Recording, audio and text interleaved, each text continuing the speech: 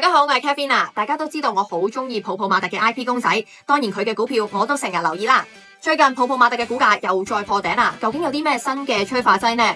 市場有傳泡泡瑪特準備進軍 AI 玩具，不過公司相關人士就話冇聽過呢一個消息喎。咁 AI 玩具會唔會有機會成為新嘅商機？而家 AI 做乜都得，手機玩具都可以加互動功能，消費市場潛力好大。例如日企 Casio 同埋新創公司 Vanguard Industries 聯合推出 AI 寵物 Movlin， 外表有啲似倉鼠同埋兔仔嘅結合，定價高達59,400日元，預售階段已經係斷貨啦。AI 技術越嚟越勁，陪伴機械人 AI 玩具都變得更加個性化。國泰君安都話，內地陪伴機械人市場潛力近萬億啊！你又支唔支持泡泡瑪特推出 AI 玩具呢？又覺得會唔會有 AI 玩具概念股可以炒下？歡迎留言討論，一齊傾下。記得下載 AACat 再加入媽媽大風扇群組，成為我嘅盟友，咁就可以第一時間睇到我嘅心水股份情報啦。